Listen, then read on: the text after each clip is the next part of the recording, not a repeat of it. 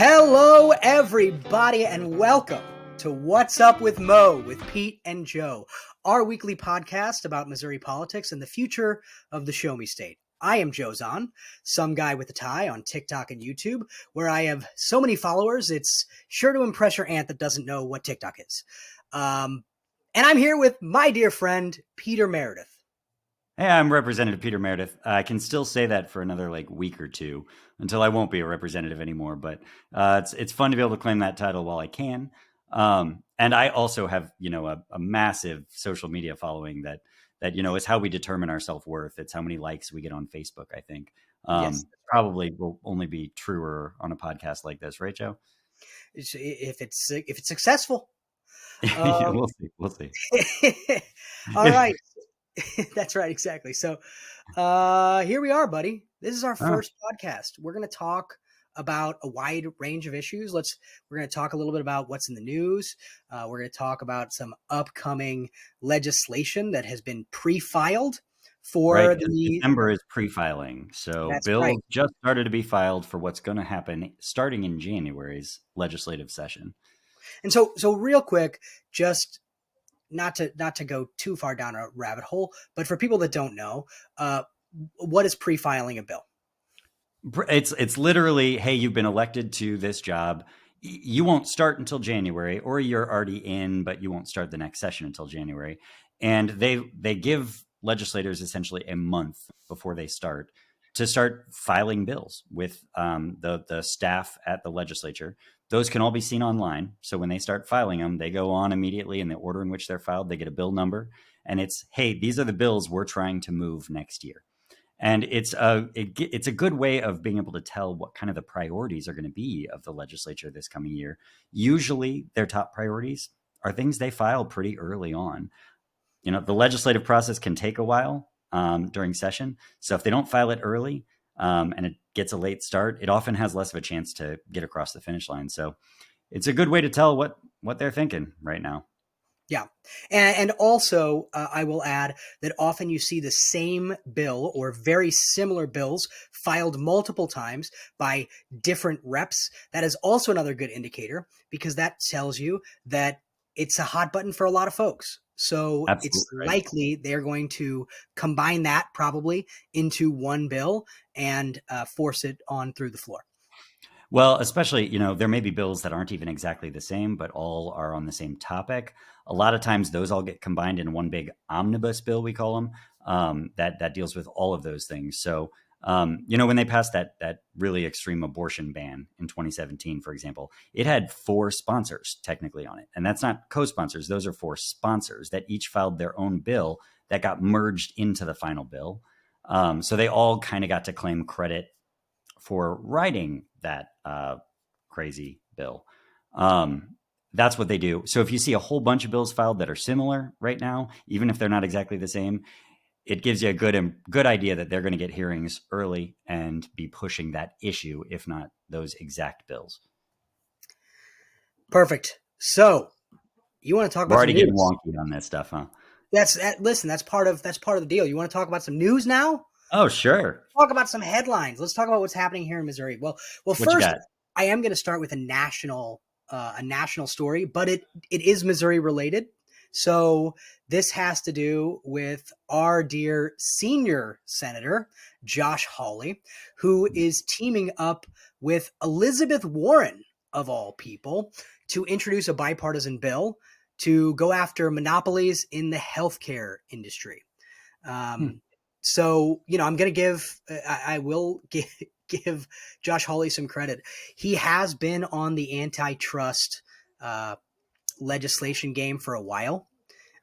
This has been something that he continues to bring up and continues to, at least in a performative manner. Yeah, I got to say, I'm glad you called it a game, because the reality is the Josh Hawley when he was running for office versus the Josh Hawley that pretends to be a populist now are actually very different people. And so you just never know which one you're going to get at any given time. I am glad to see him working on some of these. I will say in some ways, I think that's Republicans don't even like working with him very much. So he's trying to find allies where he can. And on these populist issues, really, they're generally speaking more democratic issues. So he's finding help from Democrats, and I'll give him credit for that. Yeah, and give credit where it's due. Again, he's actually submitted these bills. He's actually written these bills. He's actually co-sponsored these bills. He's gone after tech monopolies. He's actually done something that, quite frankly, a lot of other politicians haven't done at the Absolutely national right. Same way he actually partnered with Cori Bush of all people, who Republicans like to treat as like the biggest progressive villain in politics. He partnered with her on trying to get money back to our state for victims of nuclear waste. In Missouri, we've got a huge number of people that have been impacted by this, and they both fought really hard for this. And even like Republicans like Ann Wagner wanted nothing to do with it, for example. I mean, she voted against it, actually, as do most Republicans would oppose that. But I'll give him credit. He's if he is finding an issue to be advantageous like that, he's pushing it, and sometimes that works in our favor for things that are good. Yeah. And so this specific bill, this is called the Patients Before Monopolies Act. And what it does is it targets vertical monopolies in the healthcare industry. Basically, it says that if you are a healthcare provider, or rather a health insurance company, you cannot own pharmacies. And you can also not own PBMs, which are Pharmacy benefit managers. Yeah, pharmacy benefit managers. Basically, you could probably explain it better than I can, but they basically negotiate like Express Scripts prices. It's like Express Scripts. I mean, that's sort of their business model that they really championed and created.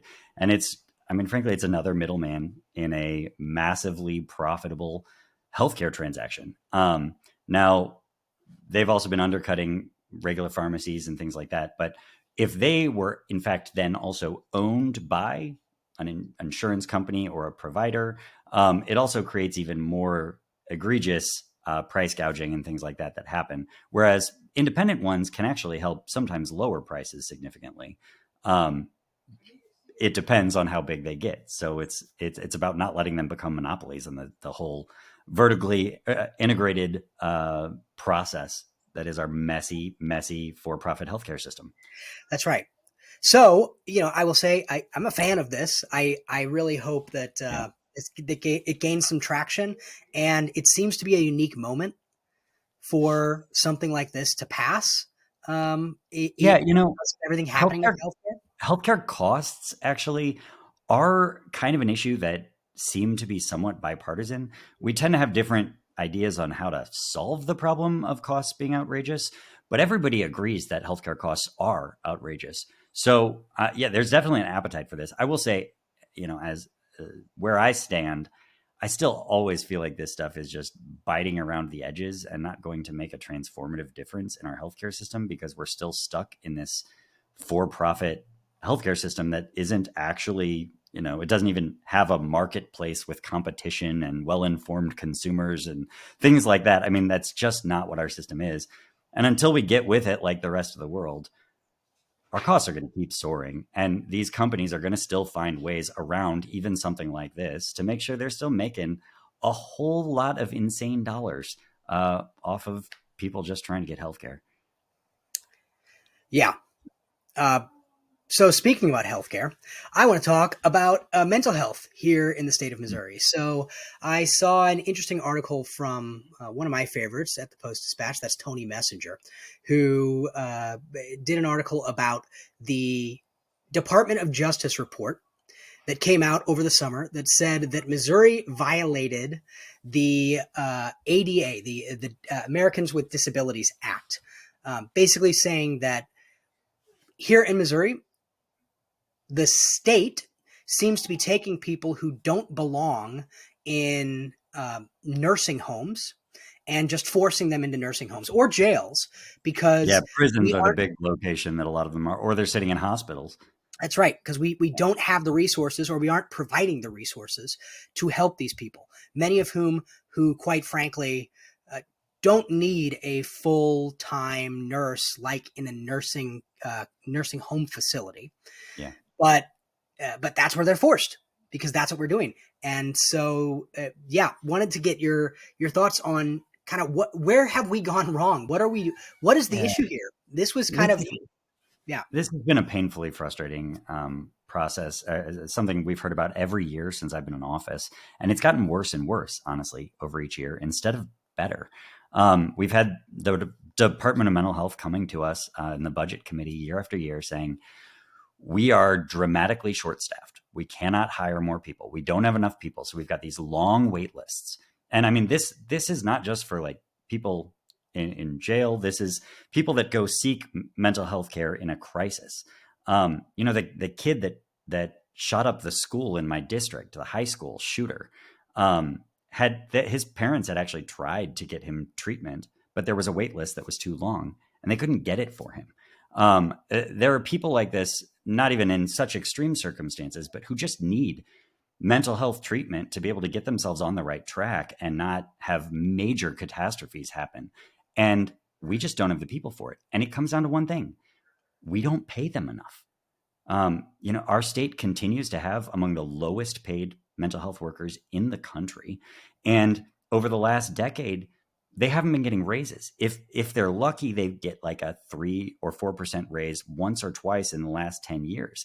They got one inflationary raise. But meanwhile, inflation has been 20 or 30% in that same period, which means the value of the dollar and what people are getting paid in the rest of the workforce has gone way up, but their pay hasn't. So they're getting pay cuts year after year.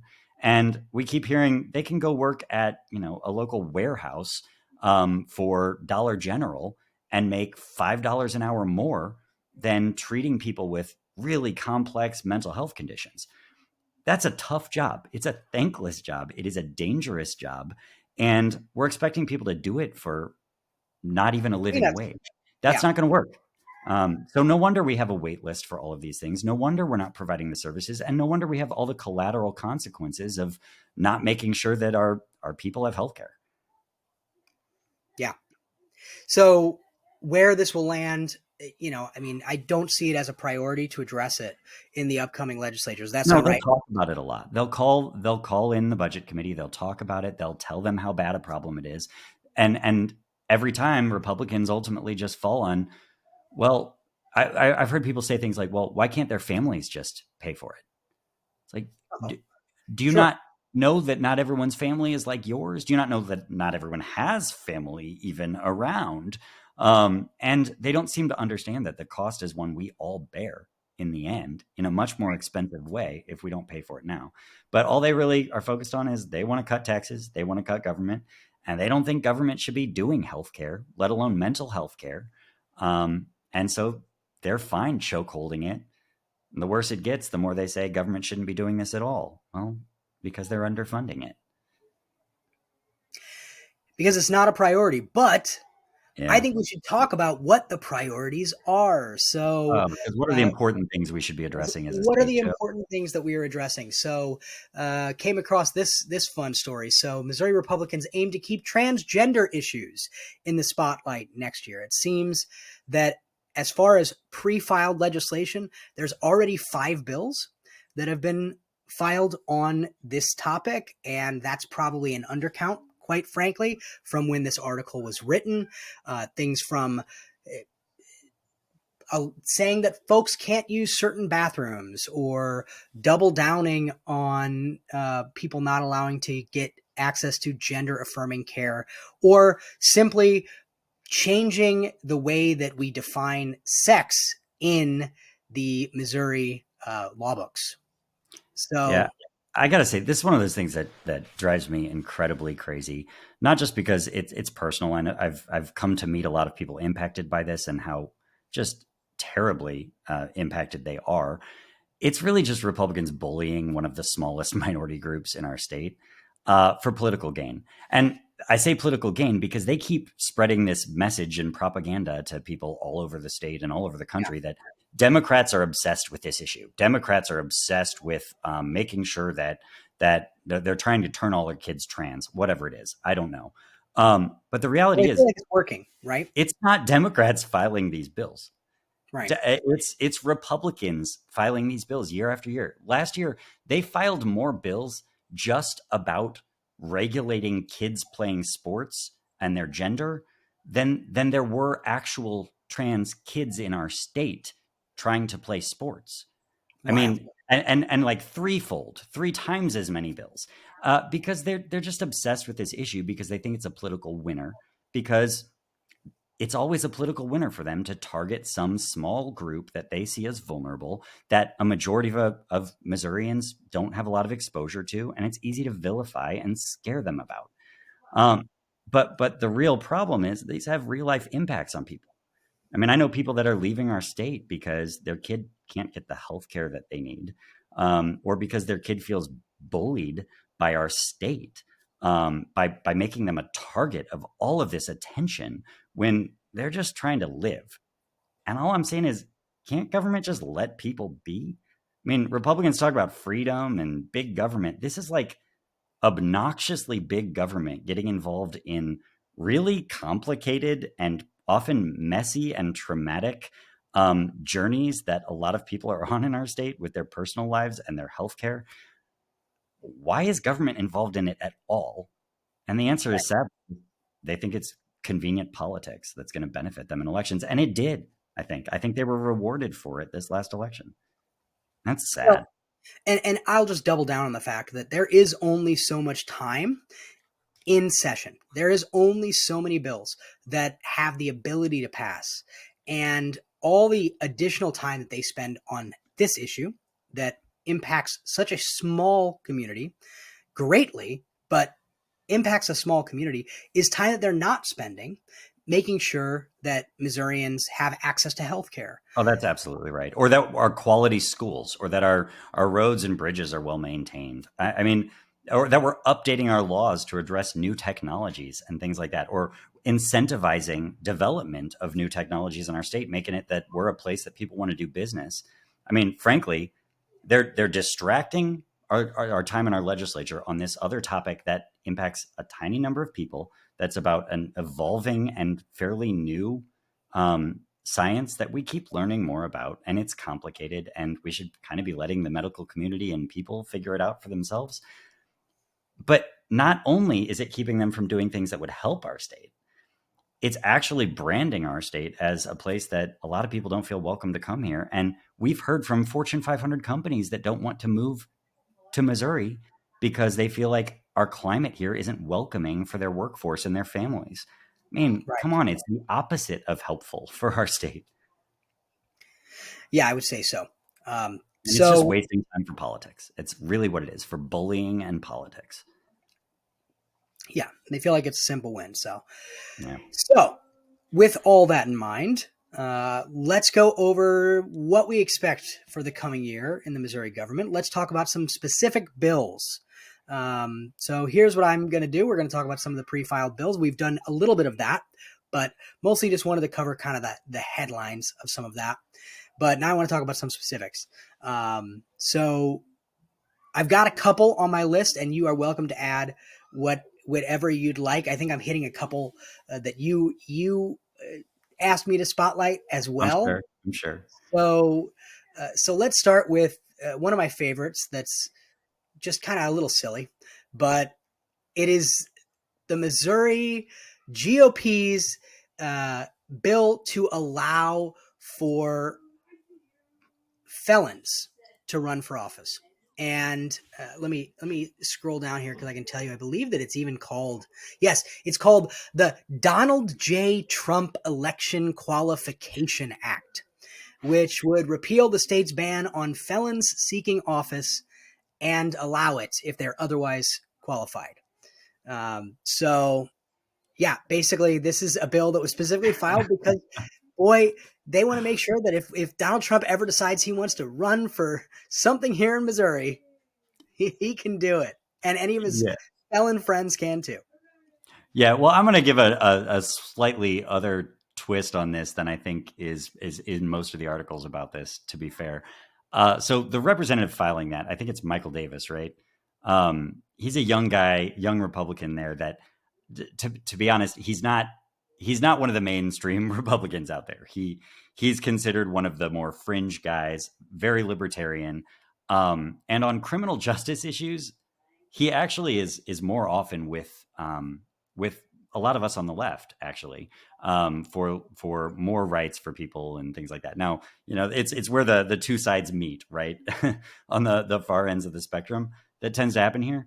And he has actually, I think, consistently been for the rights of former felons to be able to, things like ban the box, things like voting rights and running for office, things like that. He's a big believer in those. And I think when this bill was filed, I wasn't sure if it was a Democrat or Republican that had filed it, right? Because it's something that actually Democrats have tended to stand for, but so have some Republicans. And I think he's actually kind of using the Trump thing to make a point about this, even to his own party. So I'll be curious to see how other Republicans receive that. I wouldn't be surprised if they just kind of want to bury it under the rug. A lot of them, because they don't actually want to be talking about that either. But it's an interesting way to try and move forward something that I think might actually have some bipartisan support. And by drawing attention to the fact that now the person in our highest office has been charged with all these felonies and convicted of all kinds of things, and found guilty in all kinds of awful lawsuits. What does that say about our standards for other people that run for office if we're not holding the highest office to such a standard? Right. So I'm glad he filed it. I'll say that. Well, I will say, when you think about that framing, it is a very clever way to attack criminal justice reform. Right. I mean, now, to be fair, I think that when it comes to criminal justice reform, who's able to run for office is probably one of the least of my concerns. Sure, naturally. But I appreciate it at least drawing some attention to, once you've served your time, you should be getting your rights back for the most part. And this is a way to highlight that. So I can appreciate that at least. Cool. So we've got another bill. So we have actually had 6 identical bills filed in the state Senate that would set our income tax rate at 4%, with provisions for future cuts, with the goal to completely eliminate the income tax. In fact, Mike Kehoe, who was just elected governor to our beautiful state, has said that it is his intention to completely eliminate the income tax here in the state of Missouri. Certainly, I have some thoughts about eliminating the income tax, but what are your thoughts? What say you? What are my thoughts? Well, yeah. First of all, I think if you eliminate a tax like the income tax that represents something like 62% of our entire budget of it's our a massive part of our budget. Yeah, then you got to replace it with something, because schools still have to work. Do they, or are they just trying to cut education out of the budget too? I mean, I guess that's another option, but I would think that's not generally the way that people would expect it to go, because I would sure hope Missourians would say, let's keep public schools existing. But these days, I think that's where Republicans are trying to go. Well, it may be, but I think that would be a bridge too far. But who knows? We're in Missouri. But nevertheless, my point is, you got to replace it with something. Yeah. And what always comes out is it's either going to be an increase in some kind of sin tax, which will only get you so far, or it's going to be sales tax increases. Yep. And those taxes are incredibly regressive.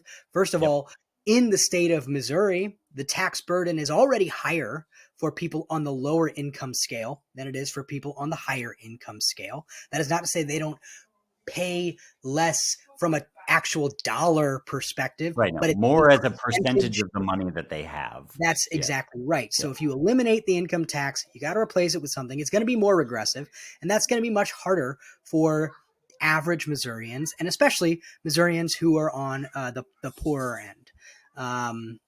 We don't have the luxury to be able to do that in this state, because we aren't Texas, we aren't Florida, we don't have these massive oil or tourism. That's right, oil or tourism. We don't have these other massive generators of revenue that we can lean on as a luxury to eliminate income tax in our state. It doesn't exist. So those are my thoughts. but I'm just what do I know? What say you, Guy? I mean, look, this is something that I seriously hope we have an entire episode just on this topic of tax policy in the Missouri budget, because honestly, like Which this we is will. going to be the biggest problem that we face going forward as a state of all of them. It is going to be our budget. You know, everyone's heard about the brownback tax cuts that were a big disaster. I think most people have heard that. They don't necessarily know what it means, but brownback in Kansas did these big tax cuts, income tax cuts, and corporate tax cuts that were pushed by a couple of billionaires. And frankly, they're the same billionaires pushing these here. Koch brothers, Sinkfeld, and Laffer, you know, of that Laffer curve. Mhm. Um, and they come in and they make this case that if you lower taxes, the state's going to have more money, and it's just not sensible. Like we talk about common sense all the time, and it's the most foolish idea ever that they have convinced a lot of people and all of these Republicans that I work with that it's true that if they cut taxes, somehow there's going to be magically more money. Now, Kansas did this, right?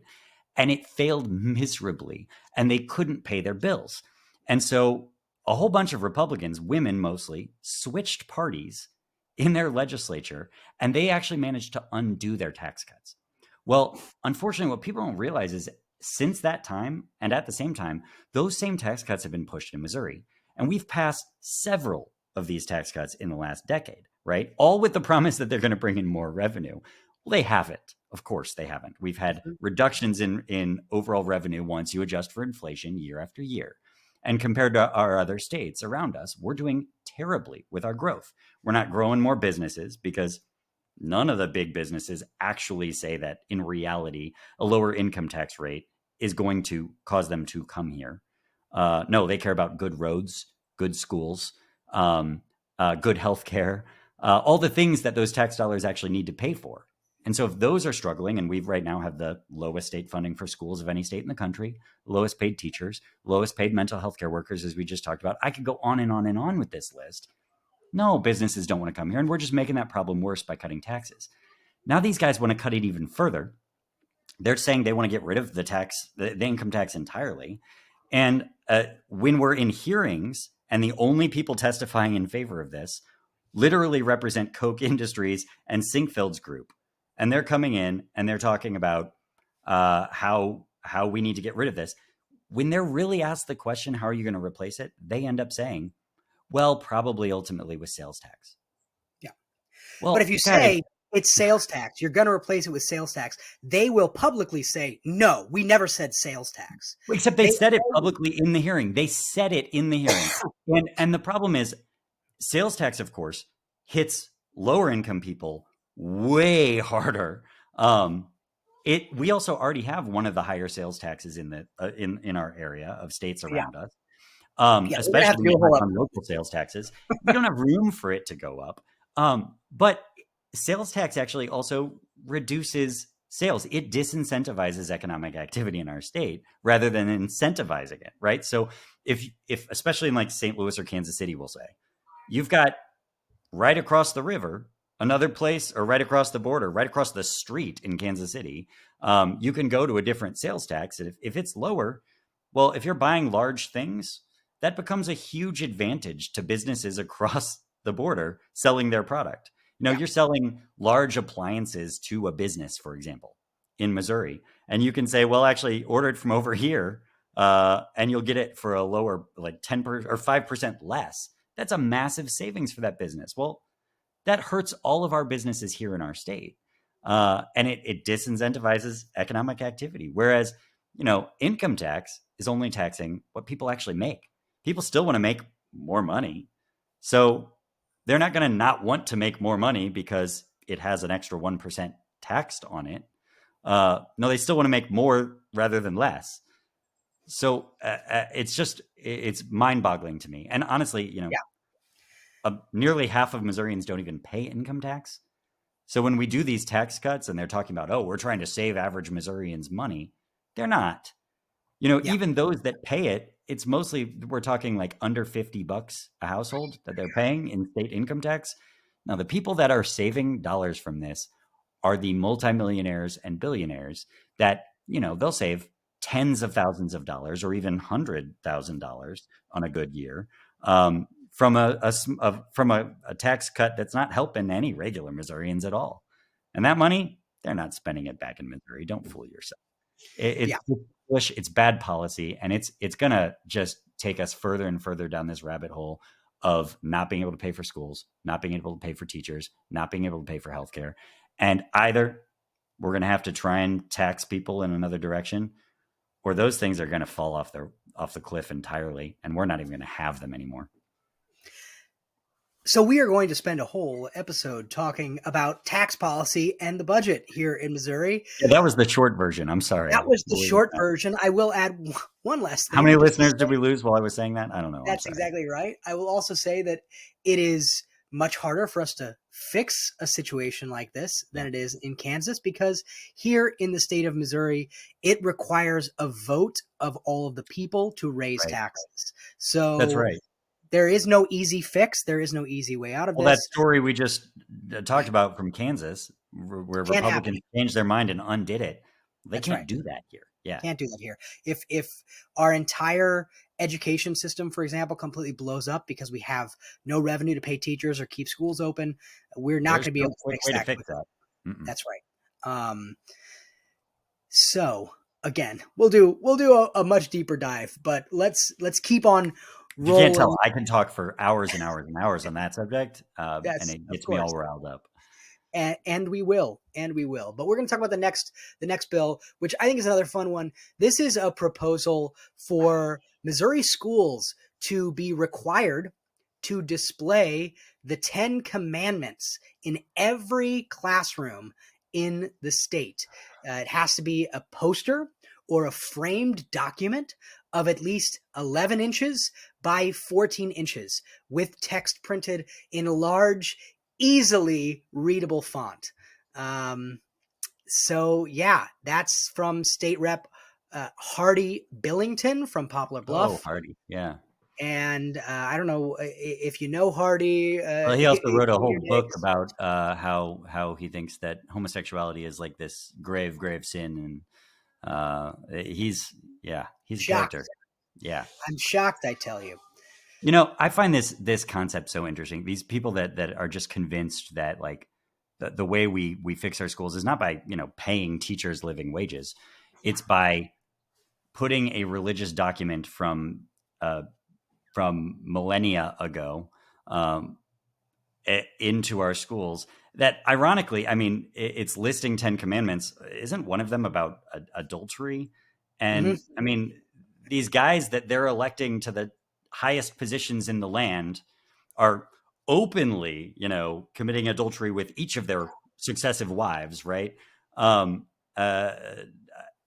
that's apparently okay for there, but we need to be stressing exactly these words in our schools, and they think that's going to keep our kids safe, not, like keeping guns out of the hands of likely shooters, not paying teachers. No, let's put a religious document that also is specific to a few religions when we're not supposed to be sponsoring a religion as a state with our taxpayer dollars. I mean, there are so many layers of this that are infuriating and frustrating, and yet it feels trivial, right?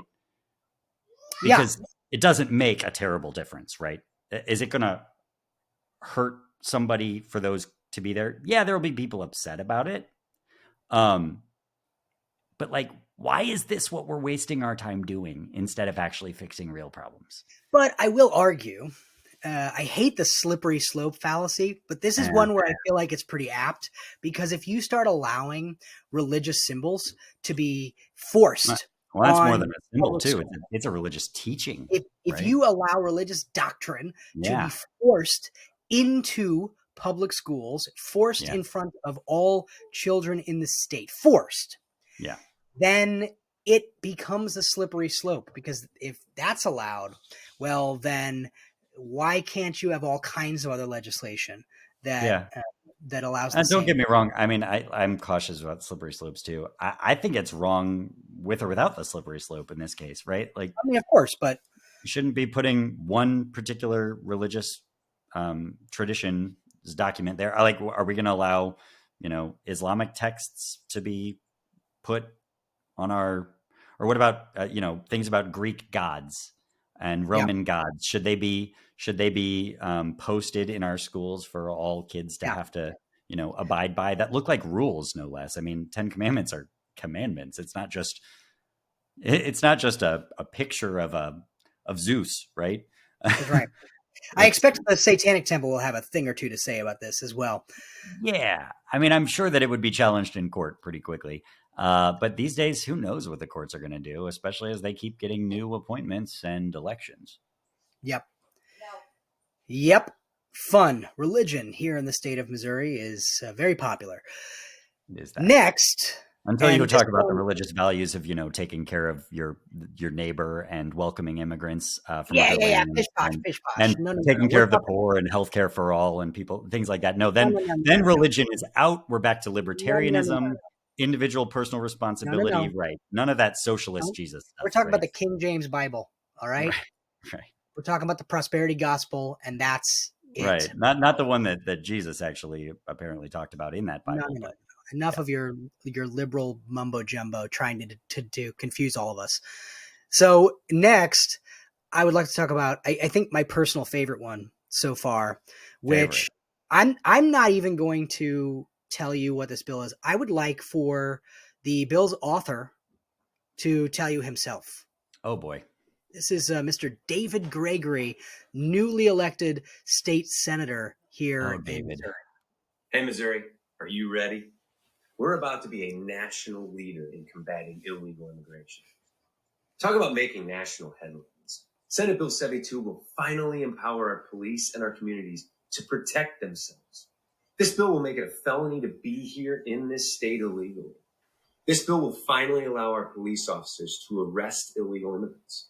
And it'll allow our Department of Public Safety to investigate, to determine if someone's illegal, and dispatch licensed bounty hunters to effect those arrests. Once convicted, illegal immigrants will no longer have access to public benefits paid for by our tax dollars.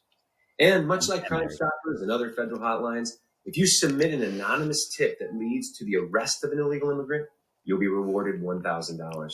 The voters have spoken. It's time to get serious about illegal immigration. President Trump, Missouri will have dangerous illegal immigrants gift wrapped My and favorite ready for part. deportation.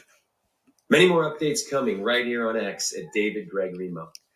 And so I love the The fact image that of gift wrapping immigrants and sending them to Donald Trump to deport is just so horrifying. not dehumanizing at all. I also love the fact that he basically tags Donald Trump and every leading Republican that he can think of. It's just he's just so damn thirsty to be noticed by Donald Trump or to be noticed. Please like me. I'm doing You're all so the right. things. That's every bit of that video, and the smile on his face. Like you can tell, like this is just something he's doing for attention. It's painful to watch almost. I mean, you can tell he doesn't even think that this is like legitimate, right? Like he thinks it's a joke. Yeah. But of course, this joke is a real law. Yeah. Aside from constitutional problems, I mean, I think that this is probably, at least under current law, not something they can do. It's interfering with a federal responsibility. But aside from all of that, like he's talking about trying to make it where people just have an excuse, like an incentive to harass anybody that they think might be an undocumented immigrant. Like, oh, that group over there, those bus boys, they look like they probably aren't documented.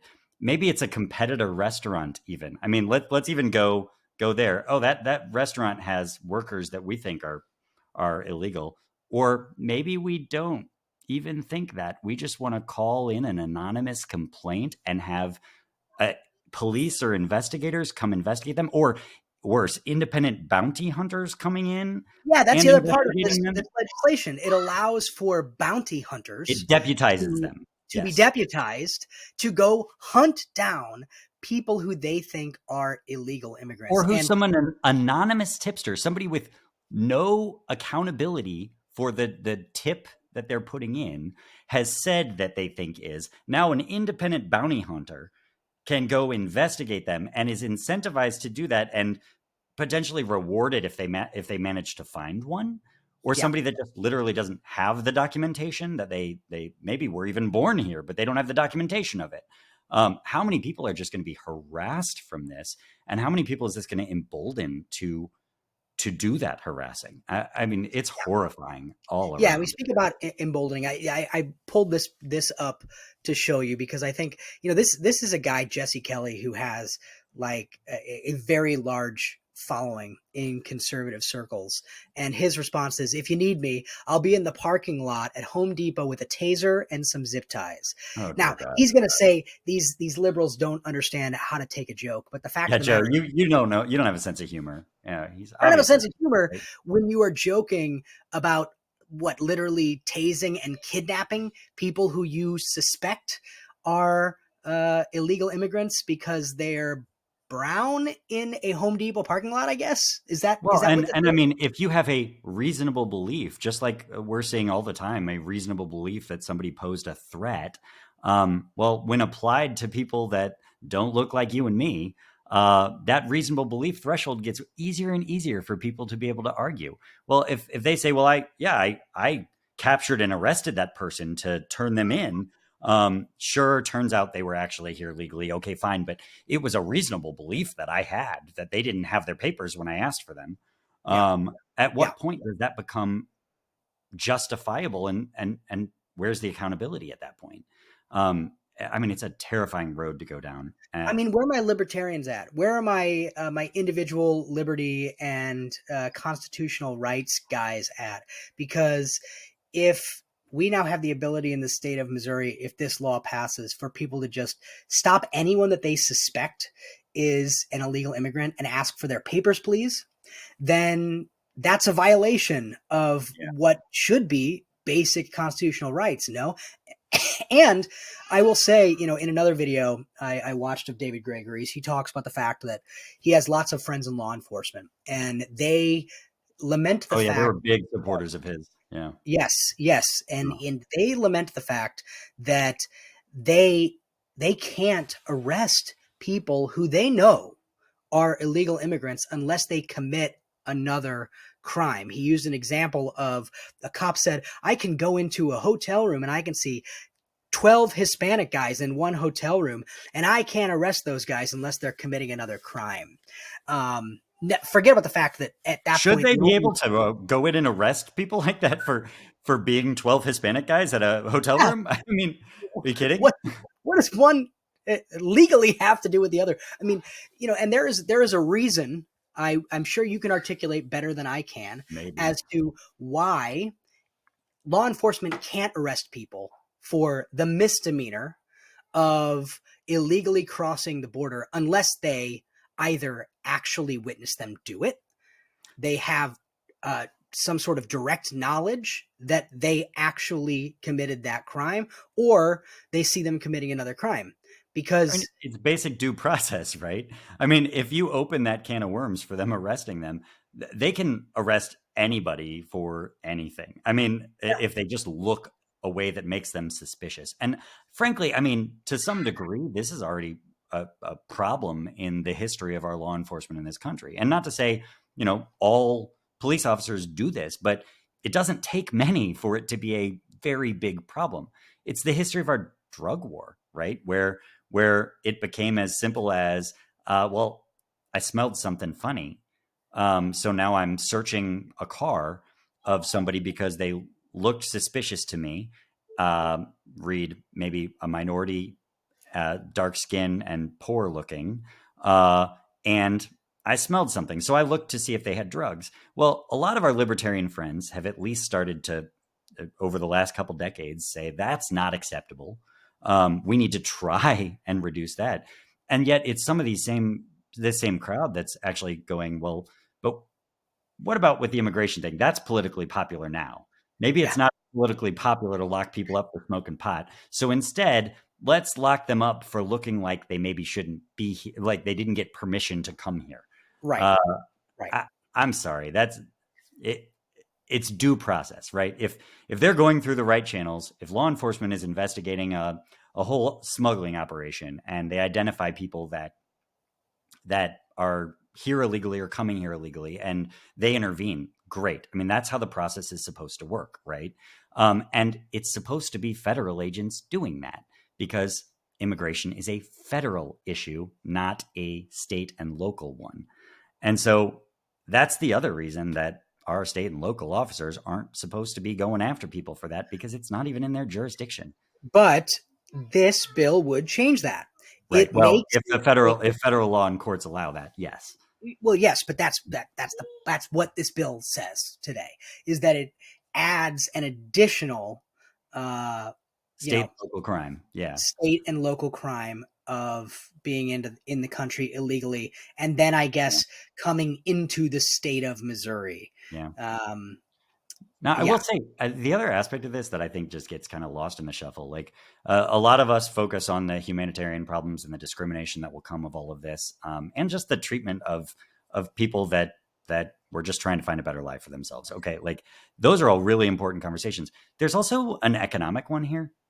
And when I talk to some of my Republican colleagues, actually, especially those in agriculture, there are several of them that privately will talk about how incredibly important undocumented workers are for our economy in this state right here, and how so many of our products will get so much more expensive if we truly were to deport them and kick them out of here, rather than try and figure out a way for them to be here legally, which I think is what a lot of us would like to do. Like if people are trying to be contributing members of our society and economy, we should be welcoming them, because frankly, our economy needs them. As does I would argue, our culture. But a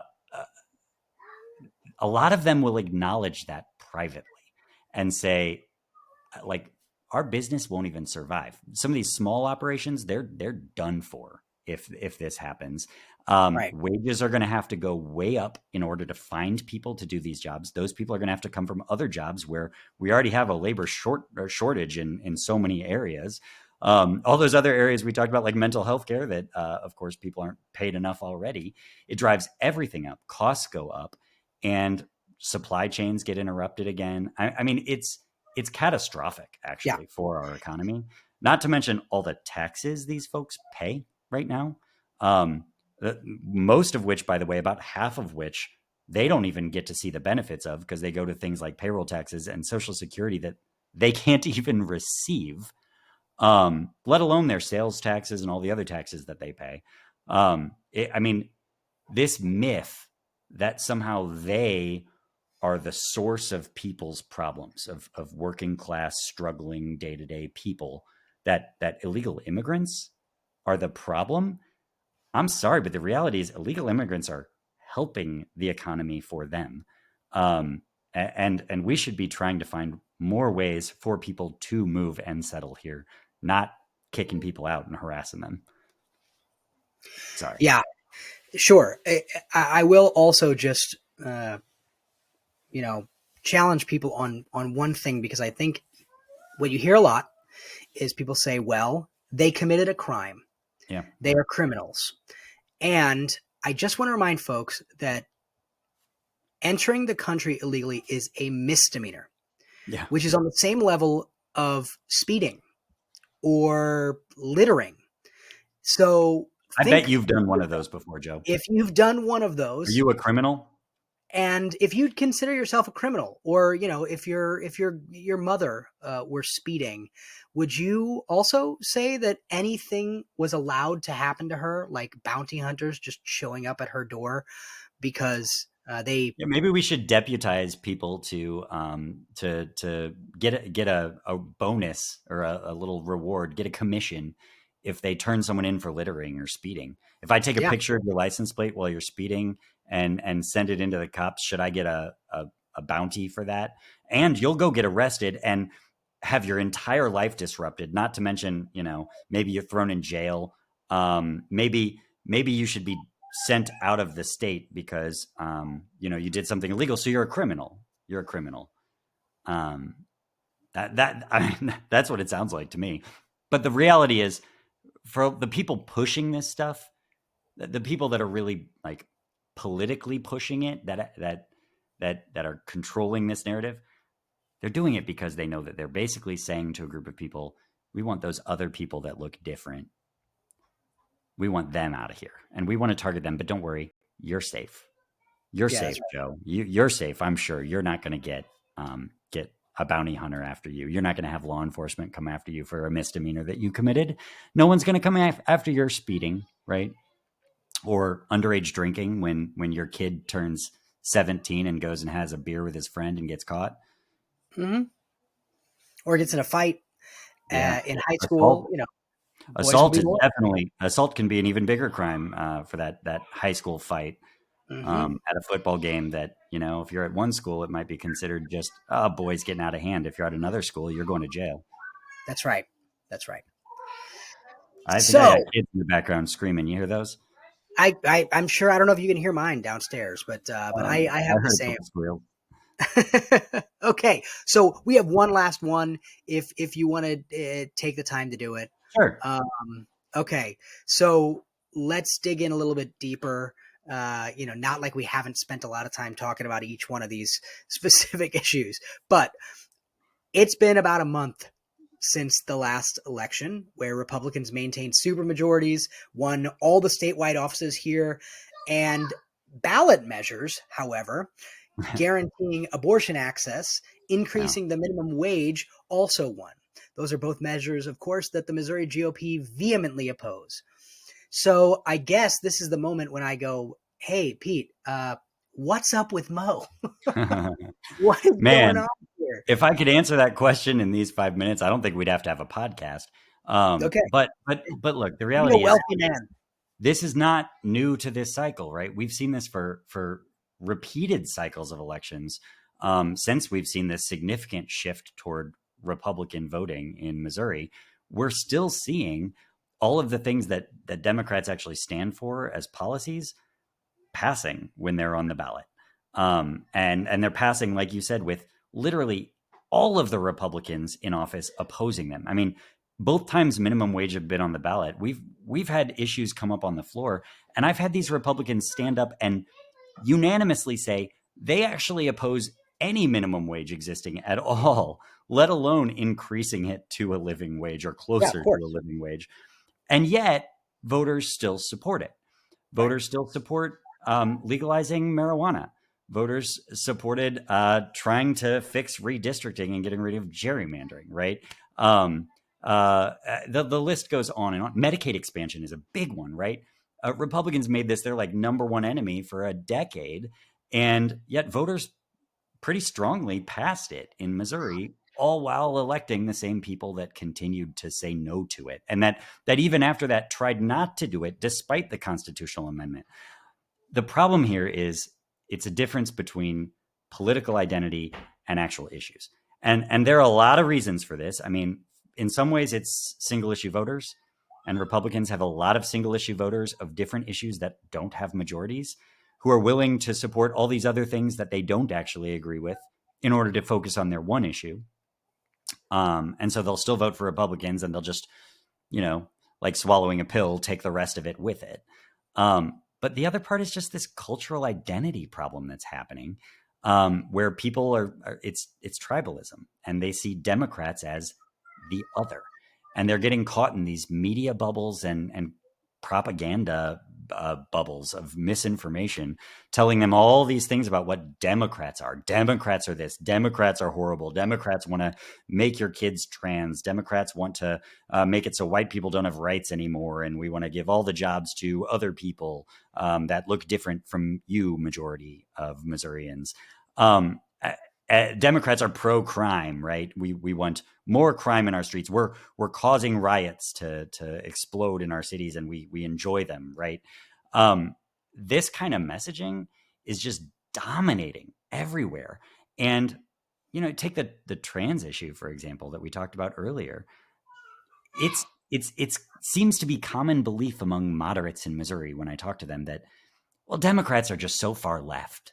And they're trying to focus on all this trans stuff, and they should just have common sense and stay out of that, right? Just don't be pushing this stuff.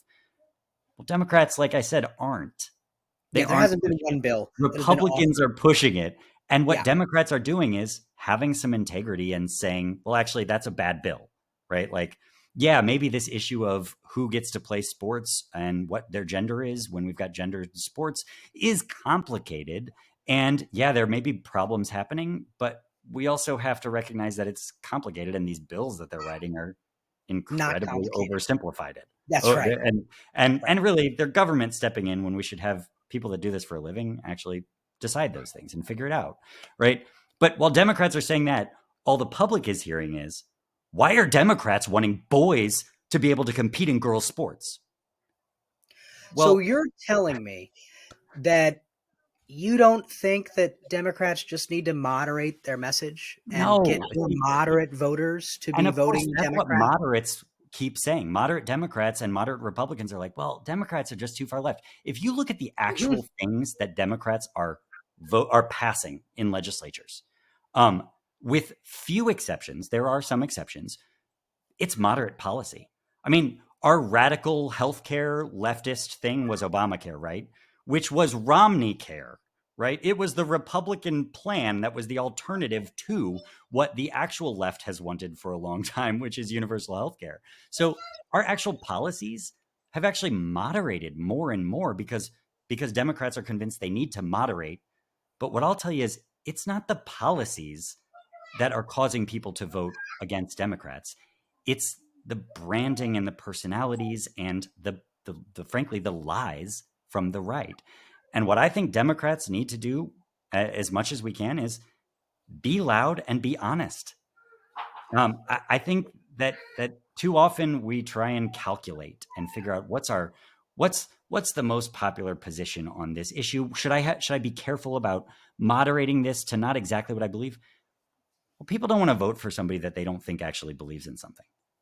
I think they're actually willing to vote for somebody they disagree with a lot if they think they believe it and are run by the right things. Weirdly, to my brain, I think that's one of the reasons people like Donald Trump, because he would just say what he was thinking in any given moment, they felt like, and that he was free to do that. And so he wasn't just trying to say what was popular. And the right is full of extremism, like open, hateful extremism, like the most radical version of abortion bans passing in Missouri from conception arguably criminalizes birth control and women who take it. No exceptions for rape, incest, even health of the mother, or even viability of the fetus, right? That's what they passed unanimously. Democrats are like, maybe we should have a gray area like Roe said. Right, maybe we should go back to Roe. Which is what just passed, essentially. And yet Democrats are presented by a lot of the public and press as, well, we're the ones far left on this issue. Well, no, they're going far right. And guess what? They're not getting punished for it, really. In a state like Missouri, moderates are still thinking they're the moderate ones, even when they're overtly far right. I'm saying Democrats, some Democrats should be comfortably far left. Some Democrats should be comfortably moderate, but be what you believe. Be what you believe and show people that they can have a place in the Democratic Party with a bit of breadth. Like they can fall in a different part of that spectrum and still be a Democrat. They don't have to agree with everything every Democrat ever anywhere has said. I've always heard it said Republicans just need one reason to vote for their Republican candidate. Republican voters just need that one thing they agree with to say, yep, that's the guy I'm voting for. They need one thing, though, and voters generally and Democrats need one thing they dislike or disagree with that a Democrat says to say, oh, well, I can't vote for him because there's that one thing I disagree with. I think we just need to find a way to show people, no, you can disagree with some things that some of us say and still be on our team. Yeah. And we can still find a way to actually do all these 99 other things that we agree on that really those Republicans are undermining every day.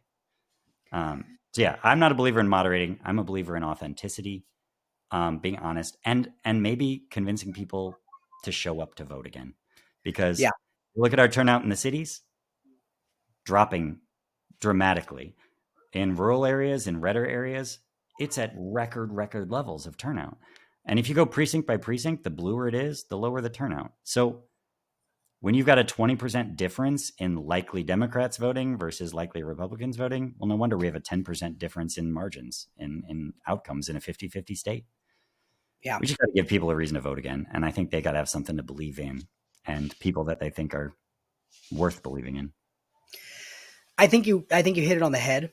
I will say I read an op-ed recently that said that basically the Democrats should just run away from the brand completely here in Missouri. It's too toxic. We should just have no Democrat run for statewide offices, and they should just run as independents. And I don't think that's going to work either. I think what you hit is that Democrats have to win the argument.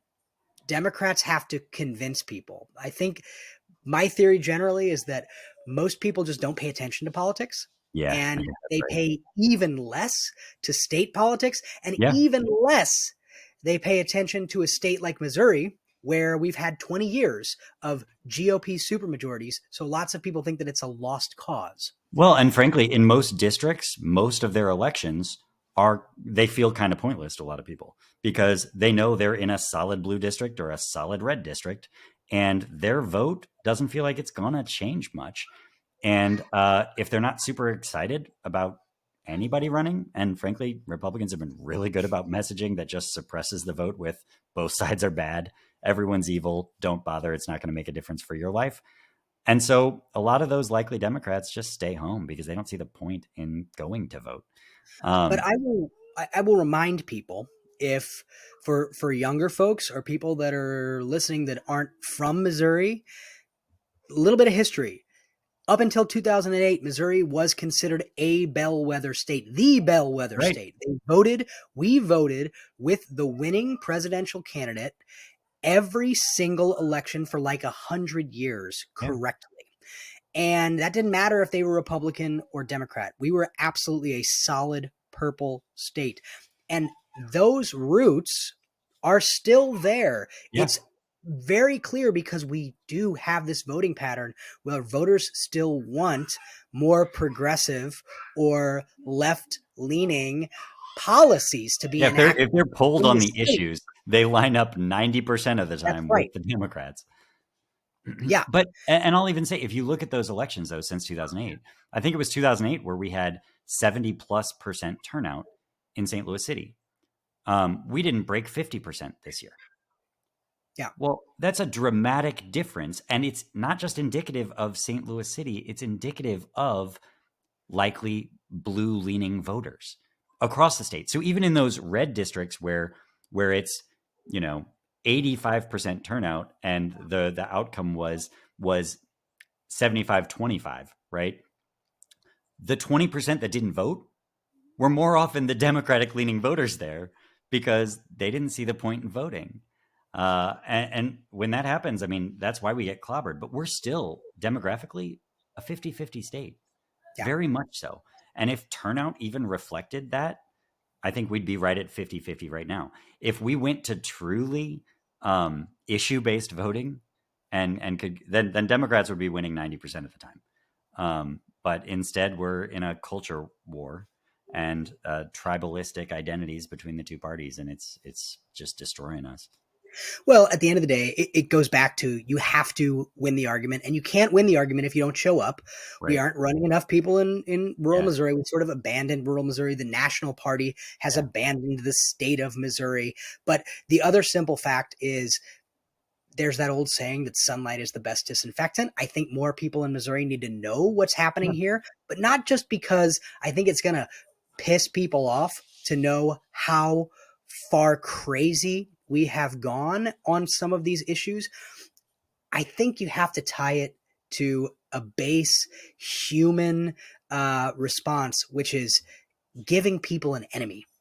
Yeah. I think you need to make a argument to say these are the people that are screwing you over, because there's a lot of them, lots of right-wing think tanks that use Missouri basically as a proving ground, and they're screwing you over here in Missouri, and we need to tie issues to the people that are screwing you over, because people get that. It's very clear. Right. Populism is real and happening for a reason. I do think, though, there's a flip side of that Democrats tend to turn out for people they believe in more than to oppose people that they think are the enemy. And Democrats are hungry Doesn't mean you for can't do both. change. Have you met Bernie Sanders? Agreed, but frankly, Bernie's a good example. He didn't actually drive the additional turnout. His turnout wasn't an increase from Obama's; it was a drop from Obama's. I mean, there's a reason he lost in the Democratic primary to Hillary, who had better turnout with voters. The reality is, just going down those issues isn't going to do it. Just focusing on the enemy isn't going to do it. We have to have people that are charismatic, that excite people to vote. I mean, Obama excited people, right? That's why our turnout was so high. People believed that real change could happen. I think since then, there's just been a growing cynicism. And maybe it goes to things like, we didn't go to universal health care. We went to Romney care or Obamacare. And so a lot of people were like, well, this wasn't quite the transformative change that we had hoped. Sure, policy wonks we can point to all kinds of things that were pretty big deals, but to average people paying attention or paying just a little bit of attention between their jobs and families, not enough changed. And I think they want to be able to see that Democrats are willing to fight for a real change, not just, oh, look how bad the Republicans are and what kind of terrible stuff they're trying to do. I think that's how Republicans win, is by focusing on, look how bad Democrats are. But that model doesn't always work the other direction. Yeah, I hear what you're saying. I guess at its core, I think the answer is yes and both. And. Yeah, agreed. But yeah. And I will say, to your other point about the best medicine is sunlight, right? It's also, I find a lot of times with the tough topics, Democrats, especially the more mainstream Democrats who are considered more moderate by Democrats, they often get punished by the left because they don't talk about the tough issues, or they don't take seemingly principled stands on them. And so the farther left, the progressive crowd, doesn't want to show up for them to vote. But meanwhile, they don't really pick up those in the middle by doing that, it seems like, because, I mean, Biden and Hillary are two of the more moderate, historically, politicians we've had in the actual policies they support. And yet they've been branded as far, far left because the branding outdid the actual policies. But meanwhile, when they are scared to talk about the tough topics, or a lot of local Democrats in tougher districts are afraid to talk about it. We saw this with abortion for a couple decades. In moderate areas, in flippable areas, Democrats just didn't want to talk about abortion. They tried to say, well, this just isn't a topic we should be talking about. But because of that, Republicans, well, they kept talking about it. Yeah, and they just said this is what their policy is. And well, there was nobody there to stop them. They kept painting the Democrats as far left baby killers. They want to have killing babies after they're born. I mean, they're still saying this, right? Yes. Straight up lies, but framing the Democratic message. And if the Democrat is not actively framing their own messages, because they're instead just saying, we don't want to talk about this. It's not a good issue for us. Well, they lose. Because your opponent will define you if you don't define yourself. Yeah. You're not giving anyone anything to believe in that's on your side. You're not changing any minds from the other side. And you're letting the moderates think that the other side, what they're saying about you is true. With abortion, we lost so many seats over those cycles. And they were all in those areas where that Democrat was like, well, I just have to be pro-life here. So I'm just going to be pro-life, right? I have to be anti-abortion. And they took that position, and then they lost anyway because they were still Democrats. Well, also at the end of the day, voters can sniff out if you aren't being honest. True. If you are pretending to be pro-life when that's actually not what your actual policy beliefs are, then a lot of voters have a good bullshit detector. Yeah.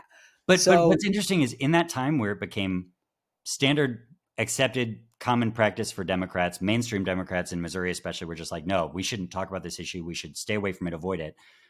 When Claire McCaskill won for the last time statewide, she didn't win by avoiding the issue of abortion. She went by directly attacking the issue of abortion and focusing on, look at this crazy nonsense that this Republican I'm running against, Todd Akin, said about abortion. Like, that's right. He's nuts. I'm not hiding from this issue. I'm talking about it. And that's why she won.